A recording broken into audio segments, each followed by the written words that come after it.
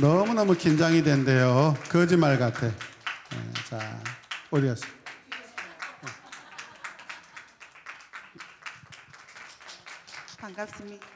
반갑습니다. 소리 잘 들리시죠? 저번 주에 우리가 그 복음이란 무엇인가라는 말씀 드렸어요. 복음을 할 때 우리가 예수 그리스도를 이야기를 했고, 예수 그리스도는 곧 하나님 나라가 우리한테 왔다라는 말씀을 드렸어요. 왜 하나님 나라가 우리한테 왔을 수밖에 없냐 하면, 우리가 하나님의 관계에서 하나님 나라에 쫓겨났기 때문이에요. 에덴 동산에 쫓겨났기 때문에 그 하나님의 나라가 다시 우리한테 와야 했어요. 근데 왜 쫓겨났냐 그랬을 때 여러분도 잘 아다시피 죄의 결과예요. 우리가 하나님 되고 싶어 했기 때문에.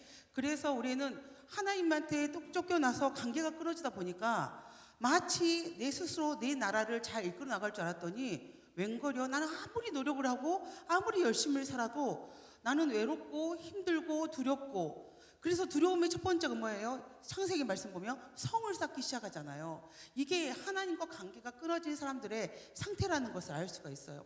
그랬을 때 우리는 이제 아무리 행복하게 살고 싶어도 우리가 복을 받을 수 없는 상태가 되어버렸던 거예요. 그래서 하나님은 우리 예수 그리스도를 예비하여 주셔서 예수님이 우리로 하여금 찾아오셔서 그 나라가 우리한테 오게 된 거예요. 그래서 에베소서 2장 1장 3절 준비됐나요? 에베소서 1장 3절 말씀 다 같이 읽겠습니다. 시작. 찬송하리로다 하나님 곧 우리 주 예수 그리스도의 아버지께서 그리스도 안에서 하늘에 속한 모든 신령한 복으로 우리에게 복 주시되 아멘. 하나님께서는 만세 전에 이제 우리 주 예수 그리스도로 통하여서 우리가 그리스도 안에서 잃어버렸던 복, 신령한 복들을 누굴 통해 얻을 수 있냐면 예수 그리스도를 통하여서 얻을 수 있다라고 말씀하셨어요. 그래서 그 나라가 우리한테 왔는데 우리가 어디 안에 있다고요? 우리의 마음 안에, 우리 안에 있어요. 그래서 우리가 밟는 땅, 그곳이 하나님 나라예요. 우리가 예배드리는 그 장소, 거기가 하나님 나라예요. 우리가 쉬고 있는 그 집, 거기가 하나님 나라예요. 만약 여러분이 직장에 생활을 하고 있다면 그 직장이 하나님 나라가 되는 거예요. 왜 그러냐면 예수 그리스도가 내 안에 있기 때문이에요. 그 예수 그리스도는 곧 하나님 나라가 되는 거예요. 그래서 그 하나님을 모시고 사는 사람은 내가 어디든 가든지 복을 받게 돼 있어요. 이 하나님께서 약속을 하셨거든요. 모든 신령한 복을 예수 그리스도를 통하여서 주식으로 약속하셨기 때문에 그 복음을 가지고 사는 자는 복음으로 말미암아 모든 복을 누릴 수 있게 되는 거예요. 근데 중요한 거 오늘 두 번째 제목을 다 같이 읽겠습니다. 많이 떨린가 봐요. 말이 빨라요. 어깨 좀 다 같이 읽겠습니다. 시작. 이집현 목사님 책은 진짜 어려워요. 너무 어려워요. 너무 어려워. 우리 예윤이가 그 중고등부를 가르치는데 엄마 너무 어려워요. 이 아이들이 이 글을 알아들을 수 있을까요? 그래요.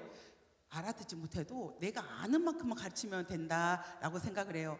자, 기독교 신앙의 세계관적 관점은 세계관에 대해서 먼저 알아야겠죠. 여기 앉아 계신 여러분들은 설명하지 않아도 알아요. 말하지 않아도 알아요. 어렴풋이 알아요. 아, 세계관? 내가 말로는 표현하지 못하겠지만 다들 무슨 뜻인지는 알아요. 그렇지만 우리가 이제 쉽게 말을 한다 보면 내가 이 세상을 어떻게 바라보고 있냐는 거죠. 이 세상을 어떻게 바라보고 있느냐. 내 관점인 거예요. 사람은 세상을 바라보는 관점이 다 다릅니다. 어떤 사람은 내가 성공을 해서 이 세상을 한번 정복해 볼 거야. 나 한번 출세해 볼 거야. 내 그 사역의 장소로 본 사람도 있고, 어떤 사람은 이 세상에 살고 있는 어렵고 힘든 사람을 도와주고자 하는 이타적인 마음을 갖고 사는 사람도 있어요. 사람은 다 자신이 바라보는 세상의 관점이 달라요. 그런데 우리는 어떤 관점으로 살아야 되냐 이거죠. 그 관점은 우리 안에 하나님, 예수 그리스도가 이미 왔기 때문에 예수 그리스도의 관점으로 세상을 볼 수 있는 힘을 가져야 돼요. 그래서 이 관점을 가지는 데는 쉬운 일이 아니에요. 왜 그러냐면 여러분은 이미 세상 속에 살고 있기 때문이에요. 여러분은 보이지 않게 세상에서 사는 동안에 텔레비를 통하여서든지 부모님들 통해서든지 이웃 사람들 통해서 교사 선생님들 통해서 많은 정보를 들었고 정보를 정립해 나갔어요. 그래서 여러분들은 이미 자기가 갖고 있는 가치관들을 갖고 있어요. 세상에 대한 가치관들 다 가지고 있어요. 근데 그 가치관을 하나님은 어떻게 말하냐면 열심히 싸우라고 말을 한단 말이죠. 이미 내가 살고 있는 세상인데 나보고 싸우래요. 그 말씀은 뭐냐면 너희들이 갖고 있는 세상의 가치는 하나님이 바라보는 세계관과 다르다라는 거예요. 그러면 하나님이 이 세상을 어떻게 보고 계시는지, 하나님 나를 어떻게 보고 계시는지, 하나님이 이 세상을 무슨 목적으로 만드셨는지, 또 우리는 어떤 목적으로 살아가야 되는지 이것들을 알아야겠죠. 자, 오늘 말씀, 주제 말씀 골로새서 3장 9절에서 10절 말씀을 다 같이 읽겠습니다. 시작. 너희가 서로 거짓말하지 말라. 새 사람을 입었으니 이는 자기를 창조하신 이의 형상을 따라 지식에까지 새롭게 하심을 입은 자니라. 제가 이 말씀을 읽고 또 이 강의를 준비하면서 이준필 목사님은 그 세계관을 지식에다가 비교를 했어요. 우리가 이 지식은 여러분들 잘 알다시피 우리가 갖고 있는 머릿속에 있는 생각이에요. 가치관이에요. 여러분들이 공부한 철학들이에요. 내용들이에요. 그런데 여러분들이 가지고 있는 그 지식, 생각, 사고를 새롭게 바꿔야 되는 거예요. 어떻게 바꿔야 되냐? 창조하신 이의 형상을 따라서 지식이 바꿔야 돼요. 그러면 내 지금까지 배웠던 지식이 다 달라질까? 아니요, 그건 아니에요.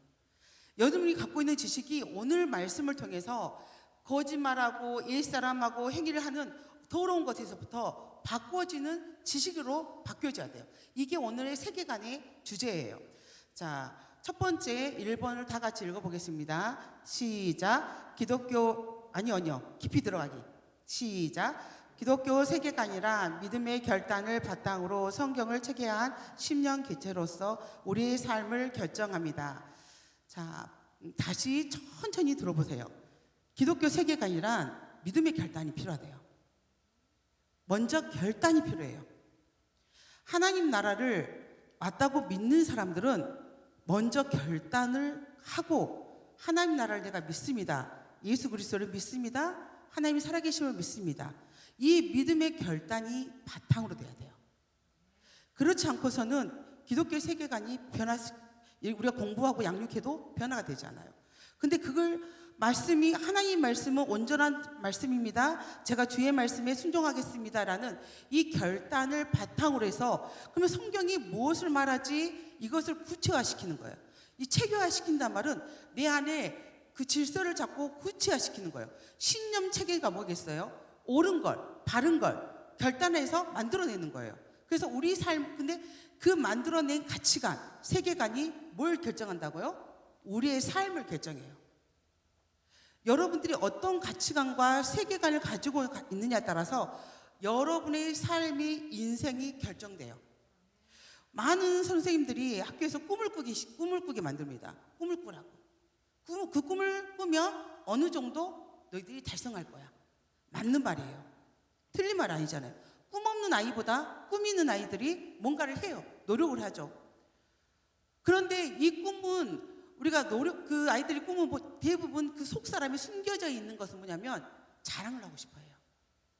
자기가 성공하고 싶어 해요. 성경엔 다른 말로 욕심의 따라라고 말을 해요. 근데 우리도 꿈을 꿔요. 저도 꿈을 꿉니다. 저는 꿈을 꾸지만 제 욕심의 꿈일 수도 있다고 말할 수 있겠지만 늘 하나님의 말씀에 성경에 나와 있는 것들이 내 삶 가운데 실천이 되기를 꿈을 꿉니다. 하나님 말씀의 약속이 우리 교회 안에, 우리 가정 안에, 내 삶 가운데에 이루어지기를 매일매일 꿈을 꿉니다. 너무 멀어서 잡혀지지도 않고 막연하게 느껴지지만 날마다 꿈을 꿉니다. 그것은 내 꿈이 아니라 제가 여러분이 믿겠죠. 내가 말하는데 안 믿을 사람 없죠. 제가 한때는 화가가 꿈이었습니다. 어울리지 않겠지만. 아니, 어울려요. 생각해보면 어울려요. 근데 17살 때 그 꿈을 접었습니다. 이게 왜 그러냐면 우리 가정 형편이 좋지 않았기 때문에 엄마가 울면서 저를 붙잡았어요. 그래서 우리 엄마가 그때 노상에서 장사를 해가지고 사남매를 키울 때였어요. 저는 첫째랑 막내랑 우리 5살 차이밖에 안 났어요. 제가 고등학교를 가면 대학생이 2명에 고등학생이 2명이 됩니다. 노상에서 장사하시는 엄마가 이 4명을 키운다는 것은 너무나 벅차고 힘든 일이었어요. 근데 저는 진짜 중학교 때 선생님이 너무 칭찬을 하는 거예요, 저한테. 아무도 나한테 칭찬 안 했는데 우리 중학교 선생님이 너무 칭찬하는 거예요. 지나치게. 아깝다. 너는 이고를 가야 된다. 너는 예술고를 가야 된다. 그래서 저는 진짜 그 말이 참말인 줄 알았어요. 저는 예고를 가야 됐어요. 그래서 엄마한테 엄마 선생님이 그런데 나 예고 가래. 그런데 우리 엄마가 공부를 안 하셨지만 느낌에 사람들이 드는 풍월은 있잖아요. 야, 음악하고 예술하는 사람들은 다 굶어 죽는다더라. 이거 다 알잖아요. 그래서 이제 장사하시는 분들한테 다 물어봤나 봐요. 미술하면 어떻게 되냐? 다 굶어 죽어. 돈 많이 들어. 돈 잡아먹는 귀신이요. 막 그런 말을 엄청 많이 했어요. 그래서 우리 엄마가 저한테 하는 말이 미안하다. 나는 너한테 미술은 가르칠 수 없다. 사람들한테 알아봤더니 돈이 겁나 든다더라. 나는 그래서 못한다. 그렇지만 네가 대학교를 가는 것은 나는 도와줄 수 있다. 대단하시죠. 구루마 장사하시는 분이 길가에서 구루마 장사하시는 분이 일찍 가서 돈 벌 하지 않고 대학교는 보내줄 수 있다. 그렇지만 미대는 보내지 못한다. 그렇지만 여러분 제가 얼마나 고집이 셉니까?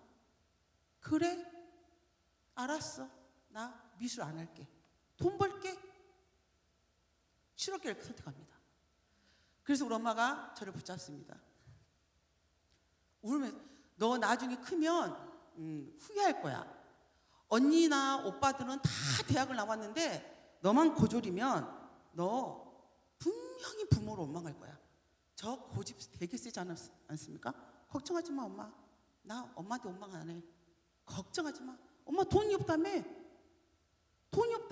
엄마 돈 문제라며. 그래서 실업계를 선택합니다. 그래서 그 이후로 고집스럽게 17살부터는 스케치북 한 장을 안 엽니다. 절대 그림을 안 그립니다. 왜? 우리 엄마가 안 된다 했으니까. 그럼 내 가치관을 우리 엄마에게 보여줍니다. 고집스럽게. 우리 엄마는 지금이라도 늦지 않았다. 아닙니다. 저는 안 합니다. 그래서 고집스럽게 그 이후로 그림 한 장을 그리지 않았습니다. 볼 생각도 하지 않았습니다. 어느 날 우리 오빠가 찾아옵니다. 이제 고등학교 졸업하고 은미야 여자의 좋은 직업은 공무원이더라. 네가 지금부터 공무원을 준비한다면 오빠가 다 밀어줄게. 그럽니다. 아니 그땐 저는 신학교였습니다. 저는 대학을 가려면 신학교를 갑니다. 근데 우리 집은 아시다시피 예수 믿는 사람은 우리 집에는 용납이 안 됐어요. 예수쟁이는 없다. 근데 그게 신학교까지 안 된다고. 그래서 그럼 난 공부 시험 준비 안 해. 그 오빠가 또 그 다음에 찾아옵니다. 은미야 공무원 시험을 준비해라. 인생이 살려면 그게 가장 여자 직업으로 좋더라. 나 신학교 보내줘. 안 보내줍니다. 그래. 그래서 제가 신학교를 27에 갔습니다. 돈 벌어서. 그렇지만 그렇게 내 고집과 가치관으로 살아요. 여기 앉아 계시는 분들도 저만 그러겠습니까? 자기 고집스러운 가치관과 세계관으로 살고 있지 않습니까? 저는 그 삶이 나의 삶을 결정지었습니다. 그런데 내 삶을 결정지었지만 중요한 건 중간에 하나님께서 나를 17살 때 내가 미술을 포기하고 화가 나 있고 절망해 있었을 때 17살 부흥회 때 하나님 나를 찾아와 주셨고 거기서 나는 기쁨을 찾았고 그래서 저는 신학을 꿈을 꿨어요. 그 와중에 또 머리를 또 굴렸어요. 하나님 저는 목사는 못 됩니다. 사모가 되겠습니다. 그 17살이 찰나에 소명을 그 순간 하나님 앞에 막 뜨겁게 만났는데 하나님 저는 진짜 하나님을 증거하고 싶어요. 근데 목사는 안 돼요. 선교사도 안 돼요. 저는 사모는 할게요. 이 정도로 그 순간에도 제가 타협하는 걸 볼 수가 있었어요. 그래도 저는 고집스럽게 내 인생을 밀고 갔을 때 17살에 하나님이 나한테 찾아왔고 저는 그 삶을 통해서 다시 내 삶을 결정을 짓습니다. 사모가 되겠다. 어떤 사모가 되겠냐라고 했을 때 여러분 놀랍게도 아무 생각이 없었습니다. 저는 정말 아무 생각이 없고 그냥 사모만 되겠다라는 생각을 하고 있었어요. 구치하도 없었어요. 저는 그냥 막연하게 하나님이 힘들고 어려운 길을 가게 할 거라는 생각을 했지 그 나라를 꿈꿔본 적은 없습니다. 목회에 대한 꿈은 나는 어떤 교회를 만들어낼 거야. 나는 어떤 그 하나님 나라를 만들어내 같이 살 거야. 이런 꿈은 하나도 꿈꿔본 적이 없습니다. 그냥 부르심에 갖고 이 자리까지 그냥 왔을 뿐이에요. 그 꿈은 김필환 목사님 통해서 또 우리 교회 개척을 하면서 이제 꿈을 꾸기 시작하지 그전 제는 꿈이 없었어요. 그래서 나의 결정은 뭐였냐면 인생 결정은 신학교 가는 거였어요. 그 결정으로 여기까지 왔어요. 여러분도 여러분의 인생에 보면 여러분의 가치관과 세계관으로 뭔가를 선택할 때가 많아요. 그것이 여러분의 지금의 삶을 결정해 나가는 것을 볼 수가 있어요. 자, 이쪽 오른쪽 팀이 지금 여기 세계관이라부터 읽어주시겠습니다. 시작.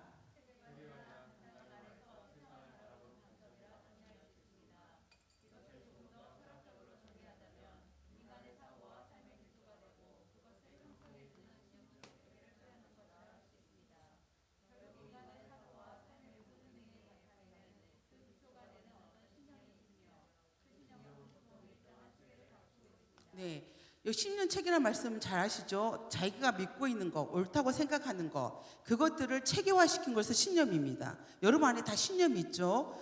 절대 양보하지 못하는 것들이 있어요. 반드시 양보하는 것들도 있어요. 그 신념을 말하는 겁니다. 이것을 누구나 같이 다 틀을 만들어 놓고 있어요.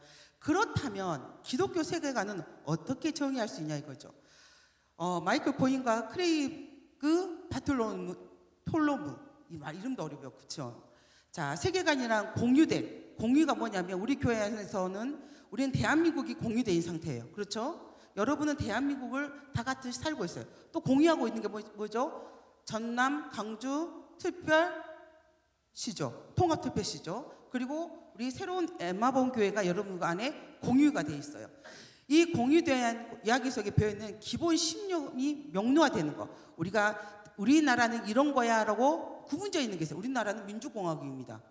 딱 명료되어 있어요. 민주공화국입니다.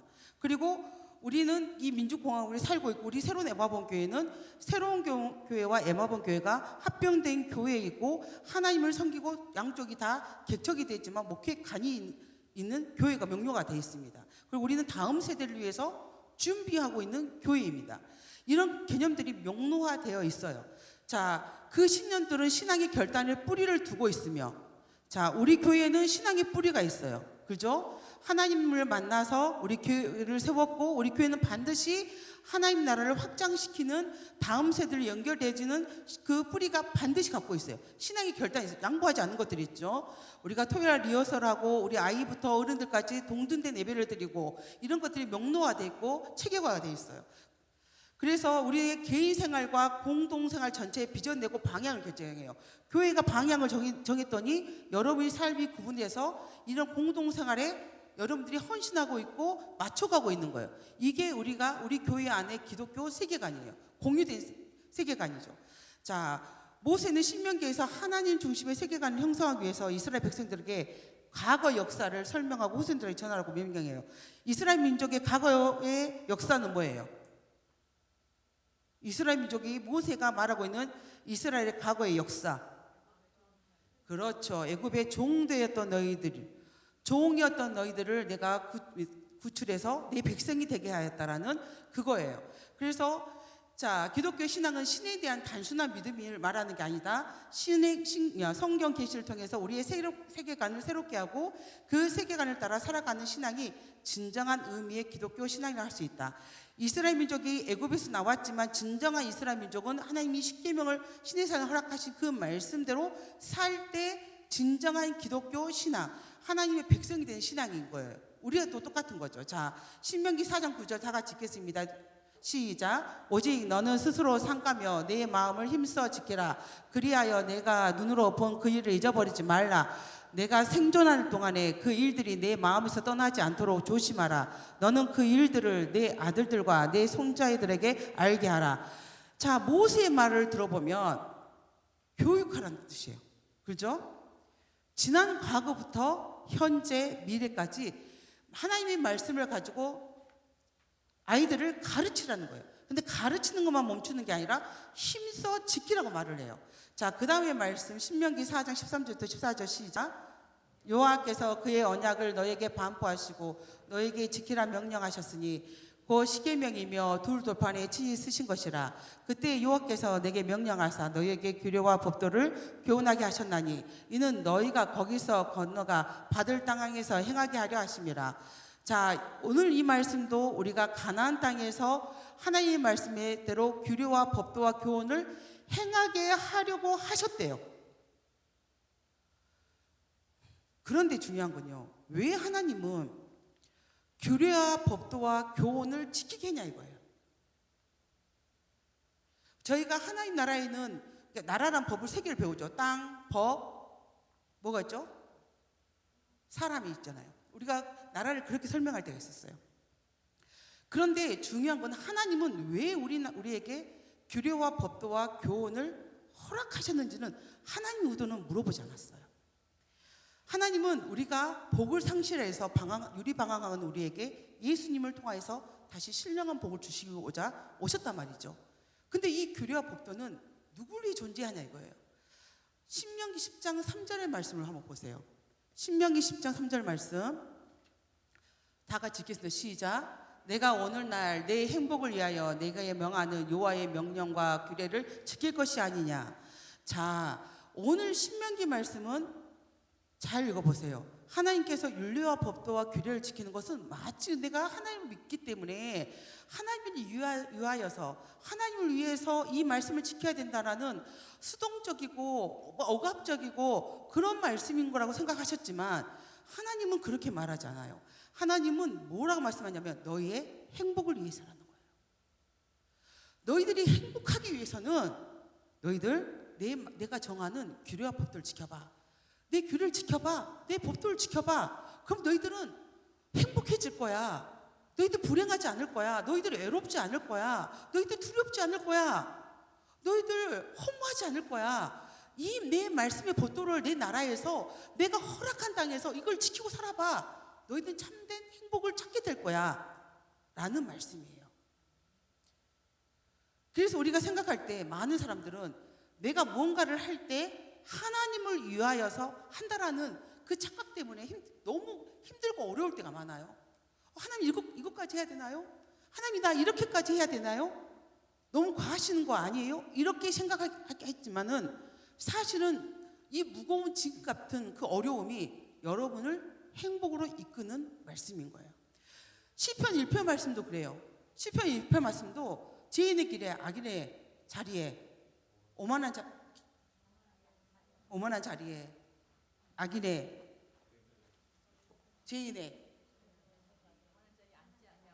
죄인의 악인의 세 개잖아. 갑자기 생각이 안 나. 꽤 그래서 역시 주일학교는 잘 나와야 돼요. 저렇게 잘 나오잖아요. 주일학교는 바로 이 말씀도 여러분 잘 생각해 보면 왜 하나님은 나를 위해서 그렇게 살아가지 하지만은 사실 여러분들 위해서요. 여러분의 인생을 도우시고 행복한 삶을 위해서 여러분들을 보호하기 위해서 악인의 길에 따라가지 마. 죄인의 길에 서지 마. 오만한 자리에 앉지 마. 너 그러다가 불행해져. 너 힘들어져. 이 말씀인 거예요. 그러면 하나님은 도대체 왜 우리에게 이렇게 우리는 하나님을 위해서 사는 것 같은 구속과 이것을 주셨는데 그럼 도대체 하나님 우리한테 받는 게 무엇이냐 이거예요. 하나님은 받는 게 없어요. 사실 여러분. 하나님은 태양이 존재 자체로 영광스러운 태양인 것처럼 하나님은 우리와 전혀 상관없이 스스로 영광스러웠던 거예요. 근데 우리는 많이 생각해요. 내가 하나님의 영광을 위해서 이 악인의 길을 따라가지 않습니다. 제가 하나님을 위해서 죄의 길에 서지 않습니다. 제가 하나님을 위해서 오만한 자리에 앉지 않습니다. 이렇게 말을 하지만요. 사실 성경은 하나님은 나를 위해서 하지 말라는 거예요. 나를 위해서. 교회 생활, 신앙 생활, 여러분 하나님을 위해서 우리가 한다고 많이 생각하잖아요. 아니에요. 하나님은 여러분을 위해서 하라는 거예요. 여러분의 그 불행한 삶, 두려운 삶, 괴로운 삶, 거기서 구원하고 싶으신 거예요. 근데 우리는 이 축복된 이 신앙생활이 어느 순간 괴로워지고 힘들어진 걸 볼 수가 있어요. 왜 그러냐? 우리가 가치관, 이 세계관이 올바르지 않기 때문에 그래요. 오늘 이 세계관, 내가 살아내는 이 삶의 세계관을 바로 정립하면, 아, 내가 앞으로 걷는 이 모든 하나님이 하시는 말씀이 나를 위해 사셨다는 말씀으로 알게 되면 얼마나 기쁨이 넘치는지 몰라요.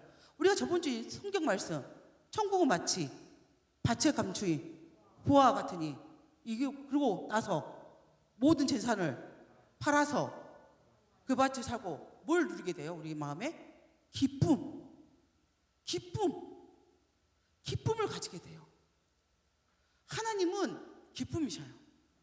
하나님이 기쁨이시기 때문에 여러분들이 기뻐하기를 굉장히 원하셔요. 자, 그래서 세계관은 매우 중요합니다. 자, 세계관 어떻다고요? 매우 중요해요. 여러분이 걸어가는 길이 발걸음이 달라져요. 매우 중요해요. 자, 여 가운데 앉으신 분들 읽어주시기 바랍니다.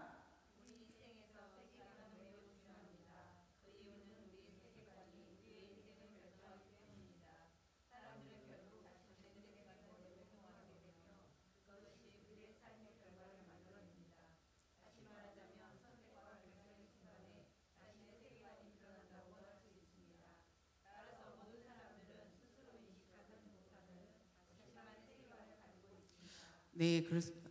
우리가 결정의 순간 우리는 우리의 세계관과 가치관을 드러냅니다. 절대 숨길 수 없어요.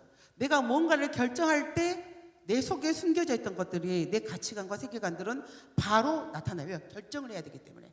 그래서 에레미야가 이스라엘 백성이 하나님 율법을 지키지 않았던 이유가 자신들의 생각, 즉 세계관 때문이라고 말을 해요.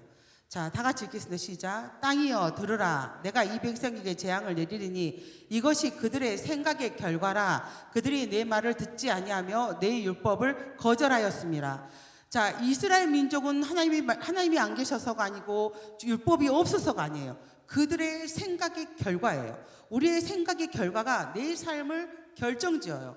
여러분, 이게 얼마나 웃기냐면 제일 앞에 책을 넘어가 보면 시작할 때, 자, 여기 이 부분 열어보세요. 책 시작 부분. 자, 열으셨어요? 그러면 인도 거기 발리우드 우리 홍희정 시사님 쪽 줄 크게 읽겠습니다. 시작. 다 같이 읽어주세요. 시작.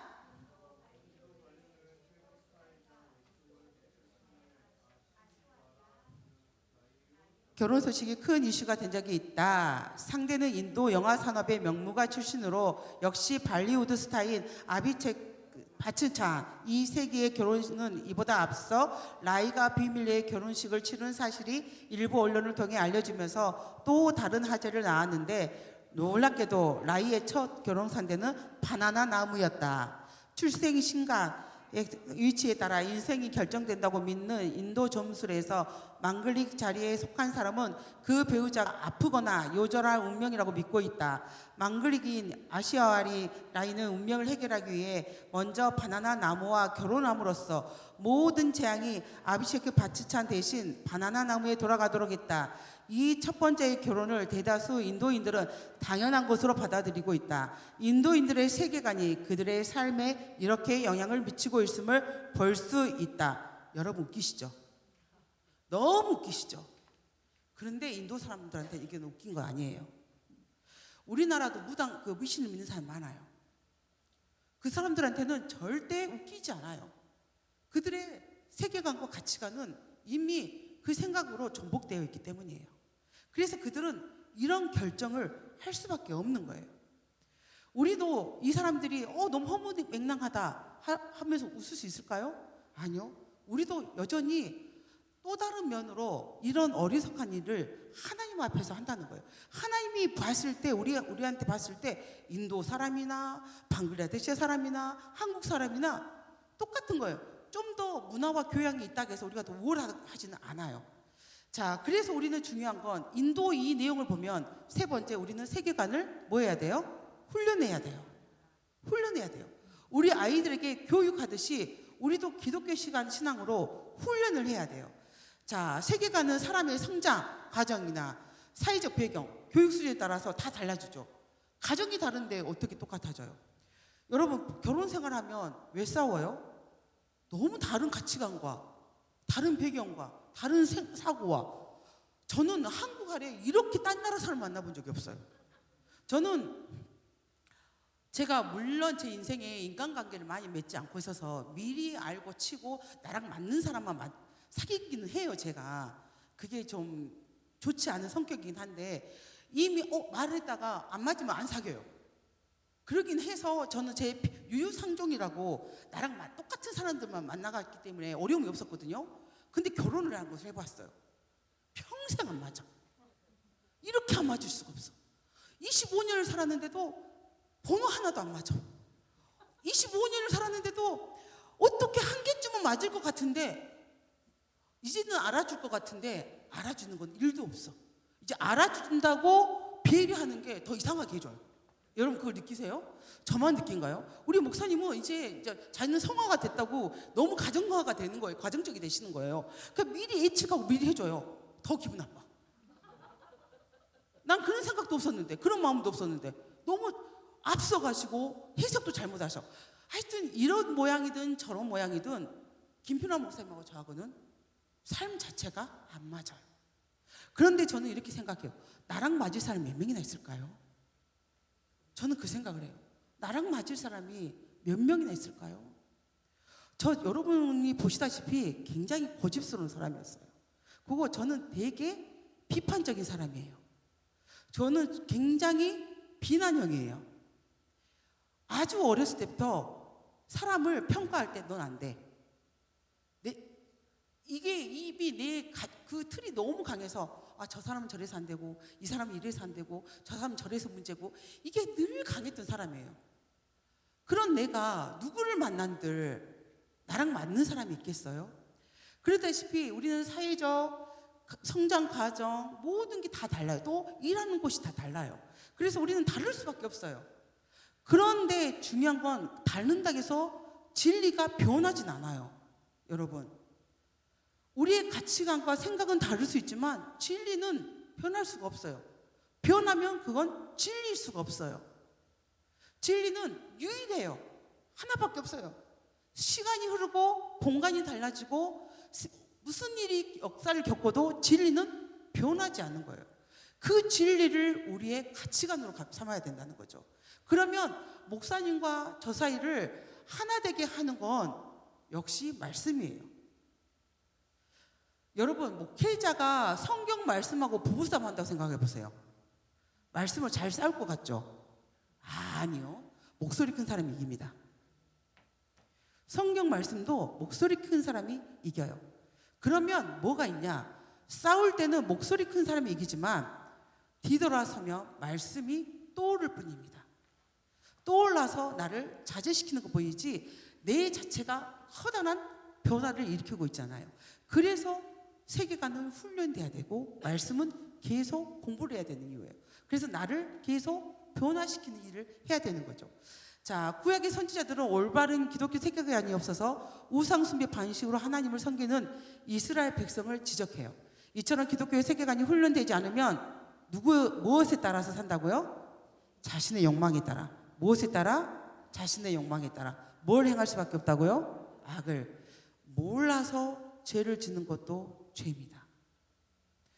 알아서 지은 죄는 더 큰 벌이지만 몰랐어요 라고 말한다고 해서 용서가 되진 않더라고요. 이게 교회뿐만 아니라 사회가 그러더라고요. 제가요 사회법을 좀 어겼습니다. 사회법을 어겼어요. 교통법을 좀 어길 때가 있어요. 분명히 이동에 시속 60km였다고 생각하고 60에서 70은 가속이 아니기 때문에 아따리 하고 갔는데 어느 날 50으로 다운돼 버렸어요. 그러면 경찰 사람들이 저한테 전 몰랐어요. 전 60인 줄 알았어요. 저번까지 60이었잖아요. 이러면 교통경찰이 그러셨구나. 저번에 60이었는데 50으로 바뀐지를 모르셨구나. 그러면서 용서해 주시나요? 그런 거 보셨어요? 알 자리 없습니다. 몰라서의 이유는 용서가 되지 않습니다. 갑자기 누가 아팠다거나 생명의 위협을 느꼈다거나 여러 가지 그런 사고가 아니냐면 모르는 거는 용서가 안 됩니다. 그래서 이 하나님도 말씀이 몰랐어요 라고 말을 못합니다. 여러분, 하나님 저는 몰랐어요. 하나님 저 살아계신지 몰랐어요. 하나님 저는 이렇게 말씀을 지켜야 되는지 몰랐어요 라고 말하는 핑계를 대지 못한다고 해요. 그 말씀 기억나죠? 핑계 대지 못한다. 핑계가 될 수 없습니다. 그래서 우리 교회는 열심히 가르쳐야 됩니다. 밖에서는 다 하던데요? 아니에요. 밖에서는 다 이러던데요? 아니에요. 제가 우리 중고등부의 애들하고 초등학생들한테 가장 하지 말라는 말이 있어요. 다른 교회 이야기를 하지 말아라. 사모님, 이른빛 교회는 토요일날 교회 안 가던데요? 그 말 하지 말아라. 사모님, 우리 교회, 우리 학교 친구들은 아침 9시만 가면 하루 종일 주일날 놀던데요? 그런 말 하지 말아라. 우리 비교 대상은 다른 타 교회가 아니다. 우리 교회는 하나님께서 우리에게 어떤 삶을 살아야 될지 목사님을 통해서 이미 세워줬고 우리는 그 길을 따라가는 것이다. 그런데 너희들이 이른빛 교회가 어때요? 소망교회가 어때요? 내 친구 교회는 어때요? 라고 말하지 말고 너희들이 성경을 가져와서 나한테 사모님 성경에는 이런 말이 있던데요? 이렇게 말해라. 절대 다른 교회 이야기를 하지 말아라. 이렇게 가르치거든요. 우리가 이스라엘 민족들은 왜 이런 범죄를 저질렀는지 아세요? 첫 번째는 제사장의 부패예요. 두 번째는 바리새인들의 부패예요. 세 번째는 서기관들의 부패예요. 이스라엘 민족이 부패하기 전에는 반드시 가장 거룩하고 경건해야 될 제사장이 먼저 부패한 겁니다. 그러면 성도들은 말하겠죠. 백성들은 오 하나님 저 제사장도 우상숭배를 하는데요. 이렇게 말한다는 게 말이 됩니까? 오 하나님 저 서기관들도 저 아수르 같은 절을 하는데요. 이게 말이 됩니까? 아니요. 하나님이 우리에게 원하신 삶을 우리 각자가 살아내야 돼요. 그리고 그 삶을 하나님 나라를 완성해 나가는 우리 자신들이 다 돼야 돼요. 자, 성경 말씀 호세아 말씀 4장 1절부터 2절 말씀 읽겠습니다. 시작.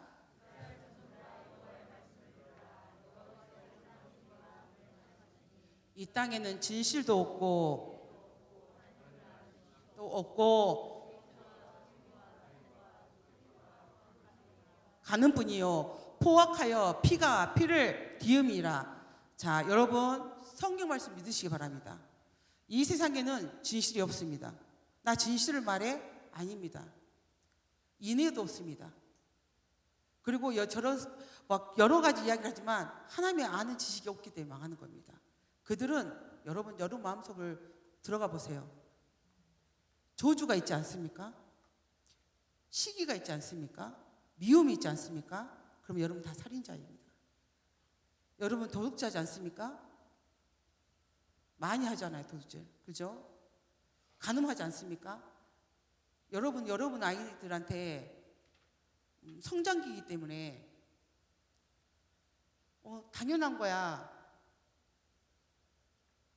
아이들은 성장기이기 때문에 젊은 연예인 보고 좋아하고 환호하고 미쳐 날뛰는 거 여러분 허락하시죠? 여러분 가능해요. 당연하게 생각하지 마세요.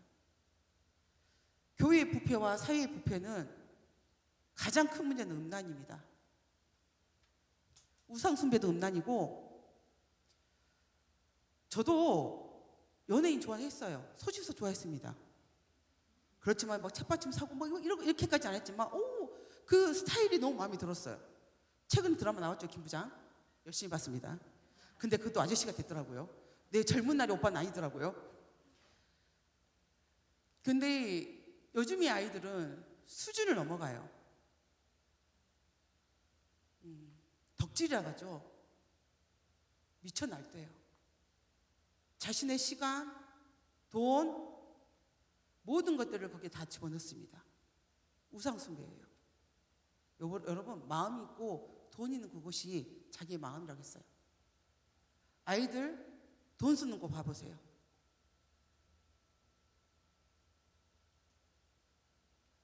저도 이런 갈등이 너무 아이들 자라나는 와중에 갈등이 많았어요. 우리 예빈이 예인이 키우면서 어디까지 허락해야 되나? 어디까지 봐줘야 되나? 어디까지가 정상적인가? 사람이 사람을 좋아한다는데 그거 어떻게 해야 되나? 그런데 저는 제가 키우면서 그 생각을 해요. 그 아이가 대부분 어떤 곳에 마음을 뺏기고 있는지 봐요. 그 연예인 사진 살 수 있죠. 살 수 있죠. 살 수 있어요. 그러잖아요. 책받침 살 수 있어요. 근데 몇 대 몇으로 사냐 이거예요. 몇 대 몇으로 사는지 봐보셔야 돼요. 그 물건을 도대체 자신의 소유에서 얼마나 투자하고 있는지를 봐보셔야 돼요. 부모님이 아시잖아요. 애가 적당히 좋았는지, 애가 미쳤는지 아시잖아요. 모른 척하고 있을 뿐이잖아요. 아시잖아요. 저는 유아실에서 나 유튜브 아이들 보면 그 아이들의 특징 하나를 봅니다. 내 마음대로. 뭐라고요? 내 마음대로. 내 마음대로요. 이 어린 아이들도요, 내 마음대로 살고 싶어요. 오늘 우리 건우와 하빈이가 싸웠습니다. 늘 싸웁니다, 둘이는. 싸우는데 두 사람의 특징이 있습니다. 내 마음대로입니다. 누구 하나 상대를 배려하잖아요. 내 마음대로. 그래서 오늘 또 동화도 야단 맞았습니다. 온놈이 그 딱풀 하나가 있었습니다. 여러분 제가 너무 과하다고 생각하실 수 있는데 제 가치관입니다. 딱풀 하나가 있었습니다. 새 것이 있으면 하빈이가 나한테 냄새를 맡아보라고 했어요. 여기 딱풀도 향수가 나대요. 알고 있었어요? 향기가 나대요. 향기롭다 이랬어요. 그거 저는 예배를 드렸습니다. 오늘 고개를 딱 들었더니 딱풀이 한 개도 없습니다. 다 발라버렸습니다. 저는 사실 이게 너무 놀라웠어요. 너무 놀라웠어요. 여러분들 아무것도 아니죠 라고 할 수 있어요. 그래서 하빈이와 동화를 불렀습니다. 딱풀을 어떻게 했냐? 어디 가버렸냐? 떡풀이 다 스케치북에 떡칠을 해놨습니다. 이 딱풀 누구 거였니? 동화 겁니다. 동화 이 딱풀 어디서 났니? 선생님이 사줬다가 돼요. 선생님이 교회 선생님 중에도 동화 딱풀 사주신 분 선생님이 사줬대요. 근데 저는 있잖아요, 제가 동화하고 하빈이한테 그랬어요. 이 방에 너희들만 있었던 거 아니다. 사모님이 있었다. 딱풀을 네 거라 할지라도 쓸 때는 사모님 이 딱풀 스케치북에 풀칠하고 싶은데 해도 돼요? 라고 물어봤어야 된다. 과합니까 제가? 저는 물어봐야 된다고 생각합니다. 어른이 의식해야 된다. 어른을 의식해야 된다고 생각해요. 안 물어봤다. 너 집에서 물건 쓸 때 엄마한테 물어보니? 안 물어본답니다. 하빈이는 물어보니? 안 물어본답니다. 여러분, 아이들을 키울 때 작지만 부모한테 허락받는 습관을 키우셔야 돼요. 저는 교회에서 5년 전에 이 사건을 본 적이 있어요. 교회에 봉사를 열심히 하시는 부모님의 자녀들은요, 기득권자가 됩니다. 여러분 아세요? 목회자, 우리 교회도 그럴 수 있지만 목회자 자녀가 첫 번째입니다. 두 번째는 장로님 자녀가 그럽니다. 우리 교회 장로 자녀는 안 그렇지만 장로 자녀가 다른 교회는 그럽니다. 그리고 실세자들이 그럽니다. 교회를 잘 섬기는 부모들의 자녀들은 기득권자가 됩니다. 부모가 봉사를 잘하기 때문에. 그래서 자연스럽게 부엌도 자기 부엌이 됩니다. 여러분 아세요? 부엌이 자연스럽게 자기 부엌이 됩니다. 부모한테 허락받지 않고 어른한테 허락받지 않고 공공의 장소인 부엌을 다 뒤져서 먹습니다. 여러분 이거 인정되십니까? 안 된다고 말해야 되지 않습니까? 이런 의식이 교회 안에 어른이 없다는 뜻이에요. 그 말은. 이 아이는 학교에서 똑같을 겁니다. 저는 그렇게 생각해요. 가정에서 물어보지 않은 아이는 교회에서도 물어보지 않을 뿐만 아니라 그 아이는 학교에서도 물어보지 않습니다. 누구에게? 선생님에게.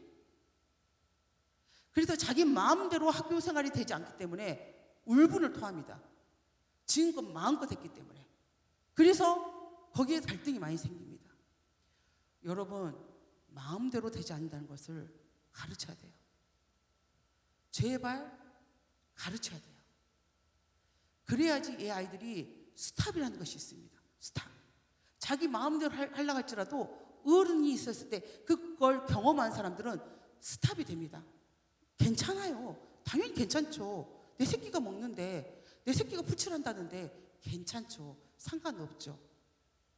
아이들의 마음속에, 의식 속에 어른이 없다는 것은 심각한 겁니다. 그 아이들은 보이지 않는 하나님을 어떻게 의식할 수 있을까요? 어떻게 신경 쓰면서 하나님 계실 때와 사람들이 많이 여러분 앞에 있을 때와 자기 혼자 있을 때 그 아이를 어떻게 지켜낼 거예요? 여러분, 사람이 많을 때는 내 아이는 착한 아이입니다. 여러분 아세요? 걔도 사회성이 있는데, 걔가 사람들 많이 있을 때 미친 짓 하면 병원 가야죠. 사람이 많이 있을 때 착합니다. 혼자 있을 때는요. 지 혼자 있을 때는요. 부모가 다 없고 사람이 다 없을 때, 혼자 있을 때 그들의 삶은요. 그때 그 삶이 진짜 깨끗할까요? 진짜 피가 없을까요? 간음이 없을까요? 도둑질이 없을까요? 저주가 없을까요? 아니요. 우리는 하나님의 사람은 나 혼자 있을 때도 잘 봐야 돼요. 거짓말쟁이가 되지 않도록, 간음하지 않도록. 그리고 모든 나라와 모든 교회와 모든 것은 간음 때문에 망해요. 음란 때문에 망해요. 이거는 역사적 사건이고 이거는 우상 숭배예요. 제일 근절할 것은 그거예요. 그래서 저는 여러분의 아이들이 음란함에, 간음에 노출되지 않기를 간절히 바라요. 우리 부모 세대가 이미 지나왔기 때문에 우리는 어쩔 수 없다 할지라도 우리 아이들은 거룩하고 깨끗하게 자랄 수 있도록 여러분들이 여러분의 가치관으로 아이들을 양육하기 때문에 여러분의 가치관을 벗어날 수가 없어요. 여러분의 신앙관의 가치관을 아이들은 비껴갈 수가 없어요. 그러니까 제발 여러분들이 올바른 가치관으로 아이들을 잘 양육해 주기를 바라요. 자, 이 마이클 코인이 쓴 박스가 있어요. 남아공 사건이죠. 자, 큰 이야기들. 이건 나라의 이야기 때문에 큰 이야기입니다. 즉 세계관은 개인 생활뿐 아니라 인생의 모든 공적인 차원과 국가의 상까지도 빚어낸다. 남아공의 인종차별 정책, 백인이 흑인보다 우월하다는 세계관. 이것도 우리 갖고 있잖아요. 저도 저한테 있대요. 저도 이제 본능적으로 흑인보다 백인을 선호합니다. 물론 제가 좋아하는 흑인 배우는 있어요. 이름이 갑자기 생각이 나요. 요즘 목회자가 됐거든요. 이퀄라이저. 덴젤 베시터. 좋아합니다. 그리고 몇 명은 흑인이 있어요. 그렇지만 이 말뿐만 아니라 저는 대부분, 저도 내가 모르게 저도 내 안에 백인을 더 좋아한다는 것을 알 수가 있어요.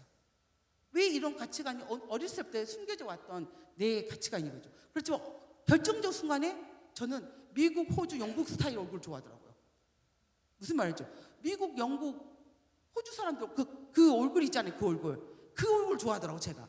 그래서 저도 뭐 남들을 비난할 수는 없지만 저한테도 이런 것들을 갖고 있더라고요.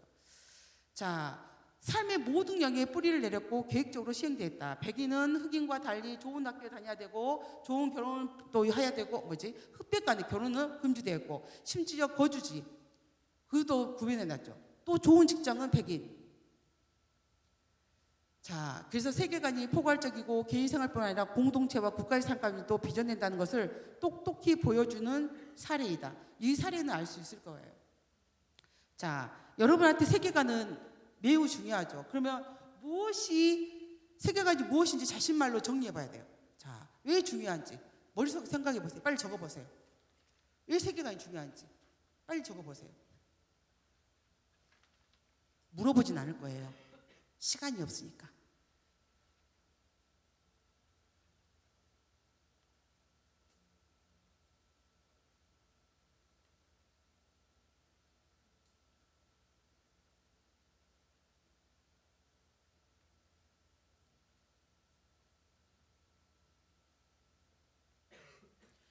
다 적으셨죠? 자, 4번 다 같이 읽겠습니다. 시작. 자, 내 신앙을 가지고 세계관을 접근해야 돼. 모든 것을 신앙으로 접근하는 거예요. 기독교 신앙으로, 말씀으로 접근해야 되는 거예요. 자, 세계관은 원래 누구라고요? 철학자 칸트의 개념이에요. 우리는 칸트 잘 알죠. 생각한다, 고로 나는 존재한다. 이거 중학교 때 배우죠. 그 하나로 지금까지 저는 칸트를 기억하고 있습니다. 근데 이 자신의 삶의 자리에서 세상을 바라보기 위한 그 개념이래요. 세상에서 자기를 바라보기 위해서. 세계관은 내가 세상도 바라보지만 세상에서 나의 이치도 바라보는 거예요. 나는 어떤 존재인지를 바라보는 거죠. 세상에서 나를 바라보면 그렇게 힘듭니다. 아무것도 내세울 것이 없어서. 자, 기독교 신앙을 세계관적으로 접근한다는 것은 자신의 삶의 자리에서 세상 전체를 무엇으로 한다고요? 성경을 기초로 한 기독교 신앙의 눈으로 바라보고 체계를 세운다고 그래요. 자, 그 밑에 도표 4가 있어요. 세계관의 개념. 자, 세계관의 개념의 도표를 보면 나라는 존재가 있어요. 나는 어떤 존재인가? 그리고 나는 어디에 있는가? 여러분 세상에서 여러분 우주, 세계, 국가, 경제, 문화, 기타, 정치 여기서 어디쯤에 있을 것 같아요, 여러분은? 어디에 있어요? 여러분이 중요하게 여기고 있는 것이 어디 쪽에 있어요? 나는 국가가 중요해. 그래서 나는 미국을 선택할 거야. 아니야, 돈이 최고야. 나는 돈을 벌어야겠어. 그래서 경제로 달려가는 사람이 있을 거야. 아니야, 난 이 세상을 바꿔봐야겠어. 정치를 해봐야겠어. 아니야, 나는 사람이 좋더라. 사람 사귀는 일에 어디쯤에 위치했어요? 나라는 존재는. 나에게 있어서 국가는, 나에게 있어서 이웃은, 나에게 있어서 정치와 문화는 어디에 있어요? 이걸 구하는 게 뭐 칸트라 그러죠. 또 도표 5번이 있어요. 도표 5에서는 기독교 신앙으로 세상을 바라보는 거예요. 자, 박스 읽어보기, 옆에 그 세속적인 세계관을 읽어보겠습니다. 시작. 세속적인 세계관을 대응하기 위해 세상의 전 영역을 다루는 뭐예요? 포괄적이고 체계적인 세계관을 제시하고 훈련해야 한다. 자, 기독교 신앙을 가지고 나는 가정을 어떻게 바라봐야 되지? 어떻게 살아야 되지? 내 신앙으로 나는 공부를, 학문을 어떻게 해야 되지? 사업은, 예술은, 스포츠는. 근데 여기서 중요한 거. 아니야, 기독교 신앙이니까 스포츠는 나빠. 아니야, 기독교 신앙이니까 예술은 나빠. 그런가요? 이분법인가요? 흑과 백인가요? 아니에요. 기독교 신앙은 다 포괄적이에요. 세상을 다 덮어요. 우리는 여기 앉아 계신 우리는 어떤 사람은 스포츠로, 어떤 사람은 교육으로, 경제로, 사업으로, 가정으로, 예술로 그것을 실현해 나가는 사람이 있어요. 근데 어떻게 할 것인지를 우리는 훈련해야 된다는 거죠. 자, 훈련하는데 첫 번째 말씀이에요. 신명기 5장 7절에 8절 말씀 시작. 날 지키기 위하여 세계 우상을 만들지 말고 하늘에 있는 것이나 아래로 땅에 있는 것이나 땅 및 물속에 있는 것에 어떤 형상도 만들지 말며. 우리가 이 말씀을 아이자에 갔을 때 이지우 목사님이 하셨어요. 너는 나 외에, 우리가 그 예전에 십계명을 외웠을 때는 앞에 책을 외웠다 보니까 섬기지 말라고 외웠는데, 섬기지 말라는 것은 사실은 성경에 써있지 않고 성경에는 내게 두지 말라는 말로 써져 있죠. 너는 나 외에 다른 것들을 두지 마. 내 눈앞에 다른 걸 두지 말라. 이 두지 말라는 것은 기독교 신앙보다 하나님보다 학문을 더 높이, 정치를 더 크게, 교육을 더, 사람을 더, 이것을 더 이 사이에 두지 말라는 거예요. 중요한 것처럼 두지 말라는 거예요. 중요한 것은 하나님과 나만 있어요. 이 사회와 경쟁은, 이런 것들은, 정치는 다 아래에 있어요. 흘러가게 돼 있어요. 밑으로 흘러가게 돼 있어요.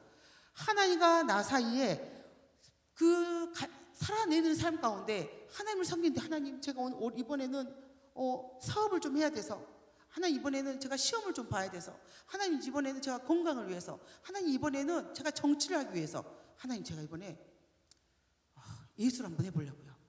그래서 그 사이에 두지 않는다는 거예요. 이 훈련을 해야 된다는 거예요. 5장 33절 말씀 시작. 나는 너희 하나님 여호와께서 너희에게 명령하신 모든 도를 행하라. 그리하면 너희가 살 것이요 복이 너희에게 있을 것이며 너희가 차지한 땅에서 너희의 날이 길리라. 그러니까 여러분이 하고 싶은 정치, 여러분이 하고 싶은 공부, 여러분이 하고 싶은 사업, 여러분이 그 먼저 하나님의 도를 행할 때 그것들이 여러분한테 복으로 온다는 거예요. 이걸 기억하셔야 돼요. 여러분들이 하고 싶은 일들, 근데 그것이 우선인 게 아니라 먼저 하나님의 도를 행할 때, 그럴 때 복이 온다는 거예요. 그게 우리가 훈련받는 거예요. 먼저 하나님 말씀, 우선순위가 하나님 말씀, 우선순위가 하나님. 이걸 해야지 신명기 10장 13절 말씀처럼 너희에게 행복한 삶이 주어진다라는 그 약속이 있다는 걸 기억하시기 바랍니다. 자, 기독교 신앙에 대한 세계관적 접근은 매우 유용해요. 유용한 단어가 진짜 어렵지 않습니까? 도대체 유용하다는 뜻이 뭐예요? 우리 양정원 원수사님. 쓸모가 많다. 쓸모가 많다. 쓸모가 많다는 이 단어도 또 있고, 또 하나는 뭐가 있냐면 바꾸기에 필요하다는 말도 있더라고요. 바꾼다는 말도 있더라고요. 이것과 이것으로 바꾼다는 의미도 있더라고요. 그래서 기독교 신앙은 세계관에 접근할 때 필요하지만 세계관의 관점으로 바꿔야 된다는 뜻도 있다는 거예요. 저는 이 유용하다는 말이 너무 어려워요. 설명하기가. 그래서 맨날 며칠 이 단어를 묵상하고 검색해보고 생각해봤는지 몰라요. 자, 기독교 신앙을 세계관적으로 접근할 때 유용성은 다음과 같습니다. 첫 번째 뭐예요?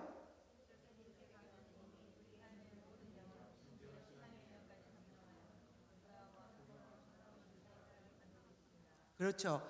자, 세속적 세계관은 우리의 모든 삶의 영역, 신앙의 영역까지 점령하고 있어요. 그렇죠? 성경과 상관없이 살아가게 하고 있어요. 그렇기 때문에 이걸 대응하기 위해서 뭐 한다고요? 성경이 말하고 있는 것을 뭐 하라고요? 정리하라고. 뭐 하라고요? 그러죠. 성경이 말하는 것을 정리하셔야 돼요. 그리고 마음에 뭐 하셔야 한다고요? 확신하셔야 돼요. 확신이 중요해요. 하나님이 이 너와 규례와 도를 지키면 내가 너희를 행복하게 해줄 거야. 복된 삶을 살게 해줄 거야. 이거에 믿음에 대한 확신이 있어야죠. 확신이 있어야지 그 길을 걸어갈 수 있죠. 확신이 없는데 어떻게 걸어가요? 불안한데, 두려운데. 그래서 첫 번째는 확신을 갖고 있어야 돼요. 이거는 성경에 대한 신뢰를 말하고 있는 거예요. 내가 성경을 얼마만큼 신뢰하고 있느냐, 이걸 보여주고 있어요. 두 번째, 예수 그리스도를 통해 세상이 회복한다는 복음이요. 무슨 적? 공적. 국가, 사회, 가정, 교회. 사회적 역할을 설명할 수 있습니다. 자, 개인적이고 내세적인 복음주의 운동은 기독교를 축소시켜 종교 정도로만 인식하게 됐습니다. 그러나 우리는 성경에 기초하여 세상에 대한 근본적이고 포괄적인 신념을 정립해야 됩니다. 하나님이 전적인 모든 사회 영역에 역사하고 오신다는 것을 믿어야 돼요. 어제 우리 민기학 본사님, 도련님, 다른 말로 하면 서방님, 진짜 서방 말고 자기 남편의 남동생이에요. 참 서방님 하면 이상하지 않습니까? 그래서 결혼했기 때문에 서방님이라고 해야 하더라고요. 목사님이 물어봤어요. 독일 교회는 요즘 어쩌냐?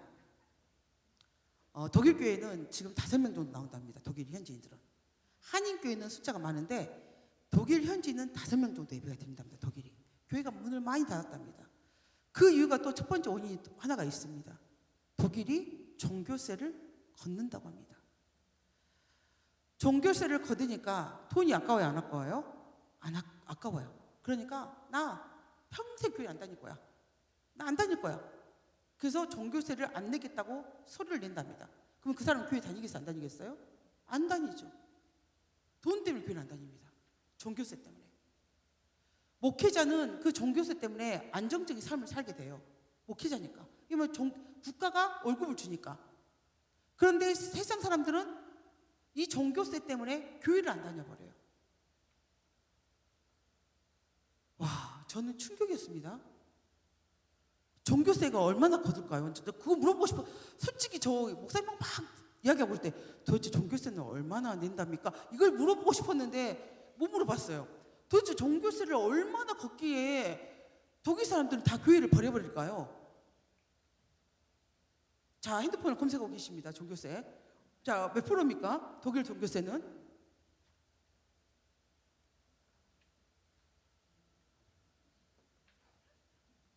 저 진짜 궁금해요. 도대체 종교세가 뭐라고? 11조보다 더 많이 낼까요? 감사원금보다 더 많이 낼까요? 건축원금보다 더 많이 낼까요? 도대체 종교세가 얼마길래, 몇 프로길래 하나님을 버려버릴까요? 야, 독일 사람이나 비그리스도이나 11조가 다 싫긴 싫네요. 그 대신 그 사람들은 11조를 안 하지 않습니까? 종교세를 내기 때문에. 그러니까 이게 일만하게 뿌리가 돈이에요. 요즘에는 만몬주의가 돼가지고 우리가 한참 교회가 헌금 강조를 많이 할 때가 있었어요. 그죠? 그래서 뭐 헌금을 해야지만 복을 받는다라는 그것 때문에 요즘에 젊은 목사님이나 저희들이나 이 세대들은 이 복음이 잘 전달이 안 되니까 이 말을 없앴습니다. 많이 안 했어요. 많이 안 했다고요. 솔직히 안 해요. 과거에 몇십 년 전에 목사님보다 헌금 강조를 하지 않습니다. 왜? 헌금 강조하면 교회를 안 나오기 때문에. 그래서 하지 않습니다. 근데 이것도 문제고 저것도 문제예요, 사실. 근데 여러분 생각해 보세요. 예배 안에는요, 예배라고 말했을 때 예배 안에는요, 여러분 뭐가 포함이 된 줄 아십니까? 찬양, 기도, 말씀, 헌금, 교제. 5개입니다. 이 중에 하나라도 빠지면 예배를 못 드리신 거예요. 하나 옆에 예배 드리지 못한 거예요. 찬양, 기도, 말씀, 모든 교회가 강조하는 건 이 3개입니다. 여러분 아세요? 우리 교회도 강조하는 건 말씀, 기도, 찬양입니다. 모든 교회가 강조하는 건 말씀, 기도, 찬양이에요. 그렇지만 진짜 중요한 거 2개가 또 빠졌어요. 헌금과 교제. 왜 교제가 중요한지 아십니까? 교회는 머리가 예수 그리스도고 몸이 우리 성도예요. 근데 교회 총틀어서 이걸 교회라고 말을 해요. 교회는 예수님만 교회라고 말하지 않아요. 우리도 교회라고 말을 해요.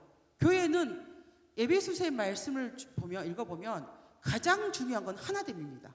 뭐예요? 하나됨. 반드시 하나가 돼야 돼요. 하나님께서 아담을 통하여서 갈비뼈를 취하여서 여자라 칭하셨고 둘은 나누었지만 뭐라고 말을 해요? 하나.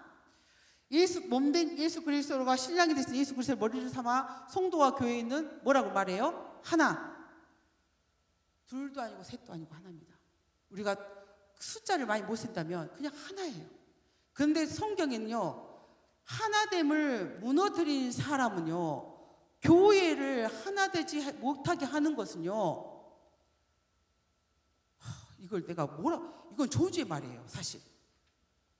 그래서 무릇 힘쓸 것 중에 여러분 하나가 돼야 돼요. 뭘 힘써야 한다고요? 하나. 절대 교회를 나눠서는 안 돼요. 절대 성도를 미워해서는 안 돼요. 절대 비난하면서는 안 돼요. 제가 제일 문제죠. 절대 평가해서는 안 돼요. 비난, 평가, 시기, 질투 이 모든 것은 교회를 하나 되게 하지 못해요. 이것은 하나님이 교회를 세우신 목적을 벗어나요. 여러분 싫은 사람이 있을 수 있어요. 마음이 안 맞는 사람이 있어요. 저 김필환 목사 마음에 안 맞을 때 많아요. 저 안 헤어집니다. 저 안 헤어져요. 하나 되라 하시는 말씀 때문에 전 안 헤어집니다. 속으로는 100번 1000번 이혼하고 싶은데 이 마음 안 생길 것 같으세요? 생깁니다. 그렇지만 저 안 헤어집니다. 여러분 앉아있을 때 우리 교회만 그럴까요? 다른 교회는 없을까요? 이 교회 떠나고 싶은데 이런 마음 없을까요? 안 떠나야 됩니다. 하나 되셔야 돼요. 그 하나됨에서 하나님이 우리를 성화시키고 하나 되게 하셔요. 절대 그리스도 몸된 교회를 나누는 자의 옆에 있으면 안 돼요. 참으셔야 돼요. 하나 되셔야 돼요. 애써야 돼요. 저는요, 우리 가정을 지키기 위해서 엄청 애써요. 저만 그러나요? 여기 앉아 계신 분들 피눈물 흘리지 않나요? 엄청 애쓰죠. 근데 이런 생각 들 때가 있죠. 내가 이 가정 하나 지키기도 애쓰는데 교회까지 지켜야 되나? 그런 생각 들 때가 있죠. 내가 가정 하나도 지키기 힘들어 죽겠는데 교회까지 지켜야 되나? 가정은 작은 천국, 교회는 온 우주입니다. 여러분 아세요? 에베소서 말씀을 읽어보세요.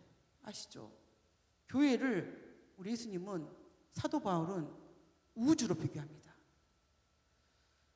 이 교회가 얼마나 영광스러운지, 얼마나 복된 것인지, 얼마나 헤아릴 수 있는 온 우주의 신비를 부어서 이 교회를 만들었는지 그걸 에베소서에서 말하고 있어요. 가정도 복되지만 교회를 지키는 건 대단히 우리에게 영광스럽고 하나 되게 하기에 이 교회를 지켜나가잖아요. 여러분, 속적으로 성공하신 인생입니다. 교회를 지킨다는 건 성공하신 거예요. 그리고 과거에 오늘 나대회 찬양을 했다시피 우리를 드러내게 하는 것은 부끄럽게 하게 하는 마음이 아니에요. 우리를 고치시려고 하는 일이에요.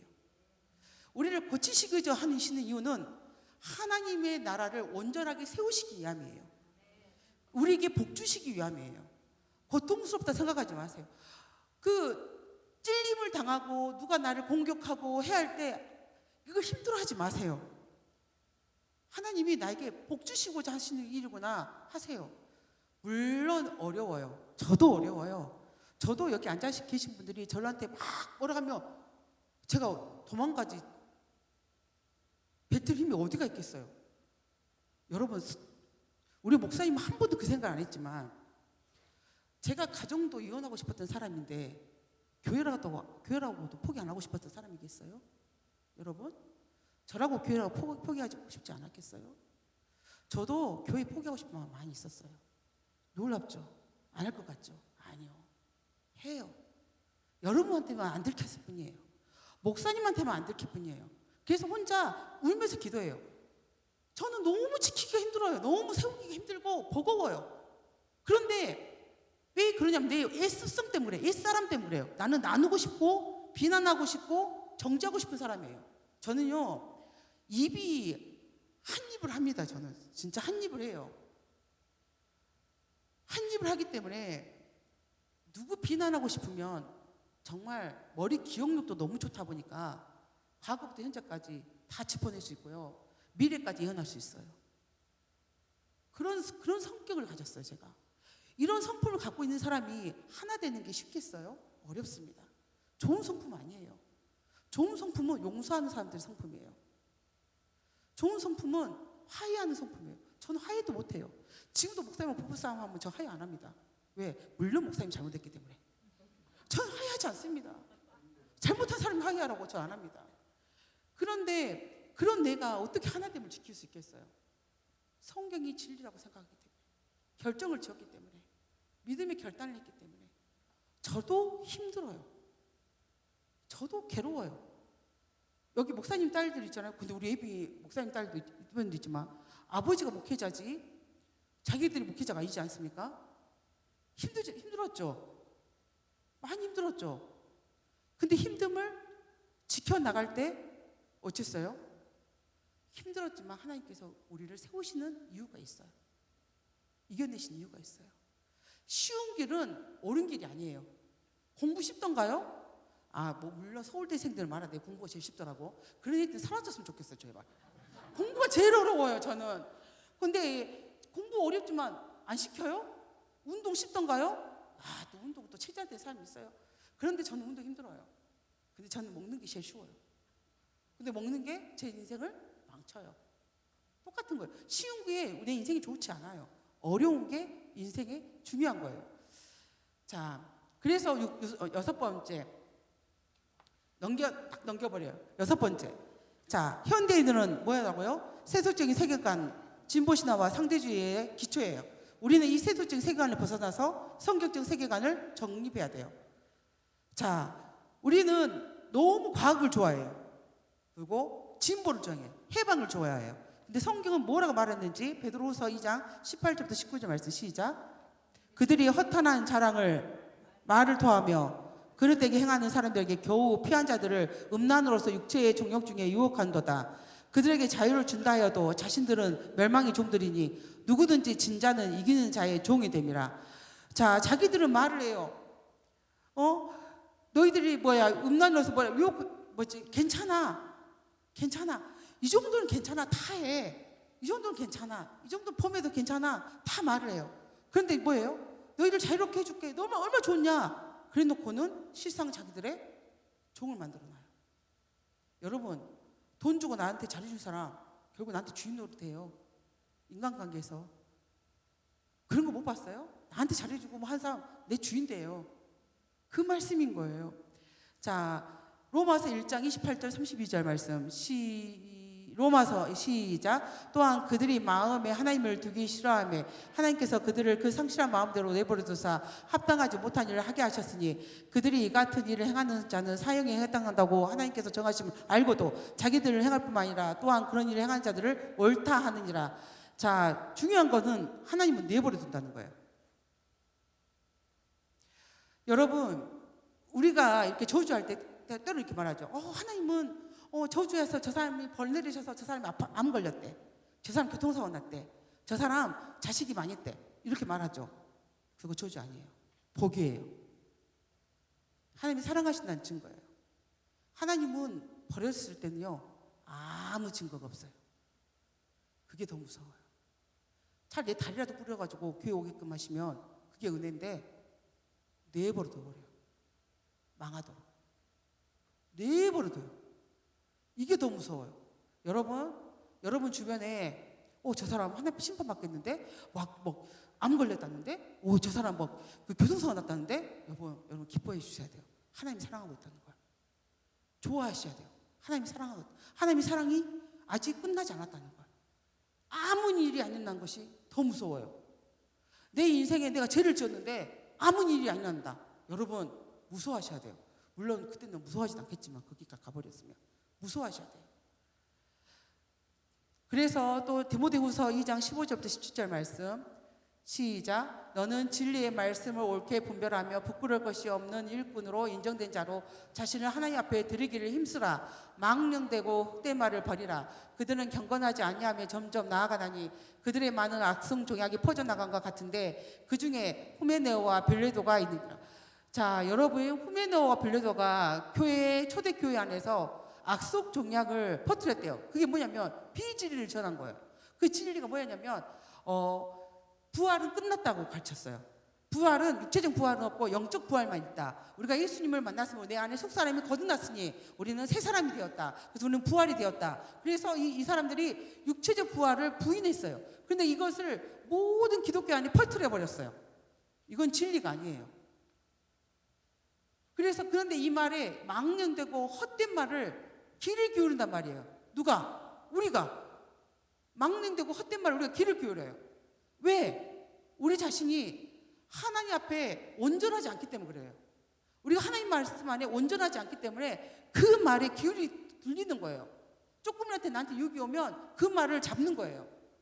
그래서 중요한 건 그 말이 중요한 게 소문이 중요한 게 아니에요. 성경에 하나님이 어떻게 말씀하셨냐가 중요한 거예요. 자, 현대인의 세계관을 봐보세요. 표를. 그들은 무신론에 기초를 하고 있어요. 무신론. 하나님이 없다고 믿어요. 그래서 진보신화, 개혁을 해야 한다고 생각해요. 세상이 변해야 된다고 생각해요.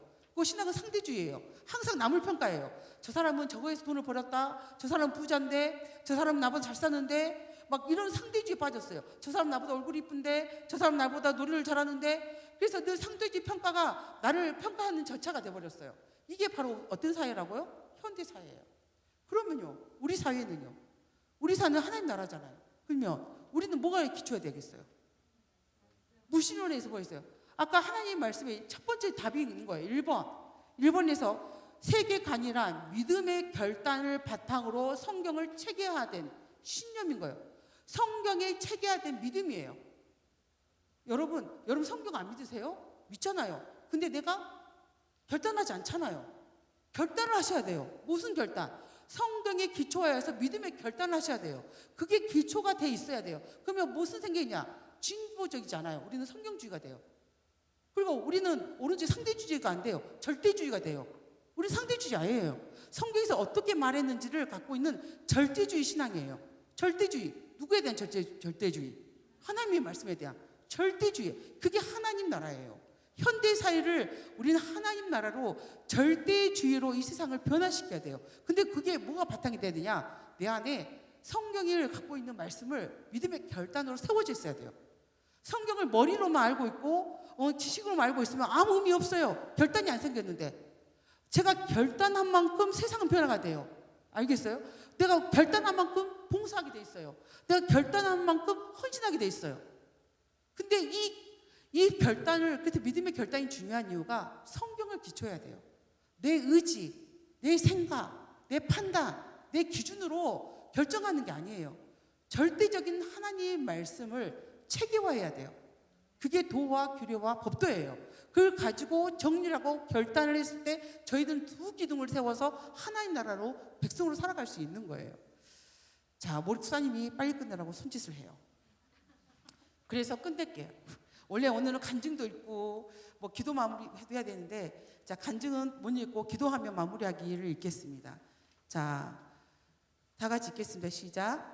이 세상을 통치하시고 다스리신 하나님, 세상 가운데의 삶에서 어느새 세속적인 세계관에 물든 우리 자신을 발견하고 회개합니다.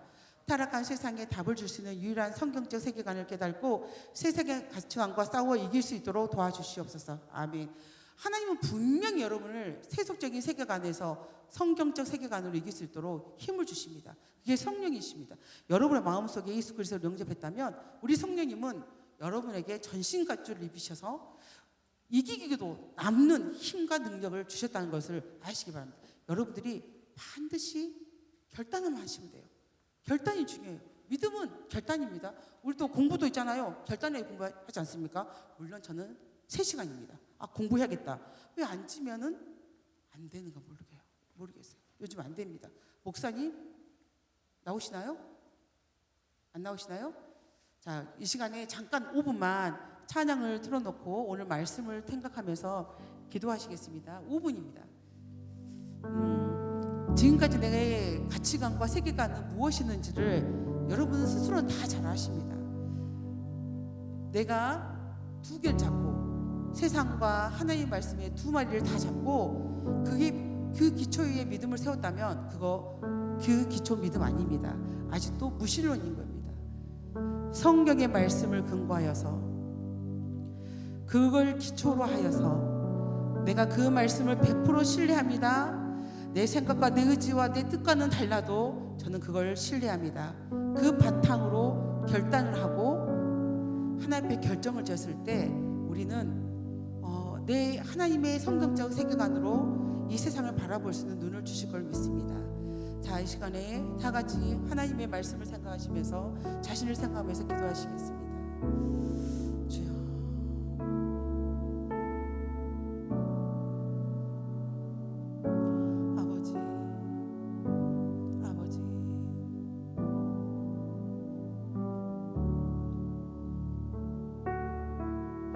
아버지, 우리에게 복 주시길 원하시고 우리가 신령한 복을 누리면서 우리가 기쁘게 살시길 원하시는 하나님, 그 기쁨과 그 복이 주께 있음을 고백합니다. 아직도 우리 안에는 세상에서 노력을 해야 한다 말을 하고 출세를 해야 한다 말을 하고 좋은 대학을 가야 한다 말을 하고 성공을 해야지 우리에게 행복이 온다고 말을 하지만 많은 선진국들의 사람들이 고모하며 자살하며 우울해하며 슬퍼하며 좌절하는 것을 볼 수 있습니다. 결국 돈이 우리에게 행복을 주지 않는 걸 알 수 있습니다. 미국이라는 나라가 있지만 그들은 독선적이 되어버렸고 그들은 공의롭지 않게 되어버렸고 하나님, 그들은 아버지 약한 나라를 아버지 하나님 피를 흘리는 것을 자연스럽게 생각하게 되는 악한 생각을 꿈꾸는 자가 되었습니다. 하나님, 성공도 결국 우리에게 뜻이 아닌 것을 알 수 있습니다. 하나님, 최근에 이스라엘이 하나님 가자지구에 있는 팔레스타인들을 잔혹하게 죽이는 것들을 볼 수 있습니다. 어떻게 하나님을 사랑한다 하면서 어떻게 하나님을 섬기는 백성을 하면서 생명을 무시하고 생명을 죽이고 사람을 살려고 구급차가 왔는데도 그 구급차를 죽여버리는 그 안악하고 죄악스러운 모습들이 하나님, 우리 안에 그들의 신념과 그들의 세계관 때문에 그렇게 된 것을 알 수 있습니다. 하나님, 다들 하나님을 갖고 있고 하나님의 이름을 말하고 있지만 그들의 세계관과 그들의 가치관은 인류를 물러뜨리고 사람을 피를 흘리게 만들고 거짓되고 속임수고 아버지 잔혹하고 아버지 음란한 것들을 볼 수가 있습니다. 하나님, 우리도 그렇지 않습니까? 하나님, 우리도 그렇지 않습니까? 내가 하나님을 사랑한다라 말하면서 형제를 미워하고 비방하고 시기하고 나의 성공을 위해서 달려가고 나를 위해서 나의 행복만을 추구하는 우리의 모습이지 않습니까? 우리가 어떤 나라의 모습과 같지 않습니까? 성경의 말씀을 가지고 믿음의 결단의 뿌리를 세워가기를 원합니다. 나의 온전함을 바라보는 게 아니라 하나님의 온전하신 말씀이 내 안에서 현현이 될 수 있도록 주여 우리를 불쌍히 여겨주시길 바라곤 합니다. 내 생각을 무너뜨리게 하시고 나의 사고가 아버지 무너지게 하시고 나의 자랑이 없어지게 하여 주시옵시고 주님의 말씀만이 주님의 뜻만이 아버지 내 안에서 현현이 되어지게 하시고 이루어지는 세상이 되길 원합니다. 하나님, 내 안에는 하나님 나라가 있습니다. 내 안에는 예수 그리스도가 있습니다. 내 안에 예수 그리스도로 인하여서 나의 마음은 참으로 기쁘며 이 기쁨을 누구에게도 또 아버지 빼앗길 수 없음을 고백합니다. 하나님, 우리 사랑하는 성도들의 마음속에 기쁨이 없어져 가고 있습니까? 하나님 나라가 사라져 가고 있습니까? 저들의 심령 가운데 기쁨을 주시옵소서. 저들의 마음 가운데 아버지 하나님의 나라를 허락하여 주시옵소서. 저들의 마음 가운데 세상의 나라를 빼앗아 아버지 하나님 나라가 세워지게 도와주시옵소서. 저들의 마음속에 심어져 있는 악하고 음란하고 더럽고 추악한 세상의 나라를 아버지 사라지게 하여 주시옵시고 아버지 온전하고 완전하시며 주의 규례와 법도와 아버지 율례가 살아있는 그 나라가 저들의 심령 가운데 심어지게 도와여 주시옵소서. 그 나라가 이리로 나갈 때 온 우주의 안에 있는 아름다운 신비로운 아버지 하나님 나라와 하나됨이 이루어지게 하시는 것을 믿습니다. 하나님, 우리는 그 하나됨을 기뻐합니다. 우리는 그 하나됨을 소망합니다. 온 우주가 하나요, 온 하나님 아버지 3분의 3분이신 하나님 하나이시오, 예수 그리스도가 하나요, 아버지 교회가 하나요, 우리가 모든 것이 하나님됨을 아버지 믿습니다. 그 나라를 우리가 사모하며 그 나라를 이루시기 위하여서 하나님과 우리가 하나 되기를 원하셔서 십자가를 못 박게 해주신 예수 그리스도의 그 은혜를 생각하며 오늘도 하나님 내가 하나가 되기 위해서 죽기를 원합니다. 그 하나가 되기 위해서 눈물을 흘리기 원합니다. 아버지, 나의 생각과 나의 마음이 주께로 향하기를 원합니다. 주님, 이루어 주시옵소서.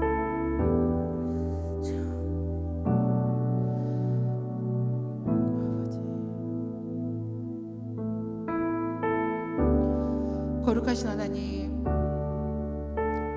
거룩하신 나의 하나님, 하나님의 그 거룩은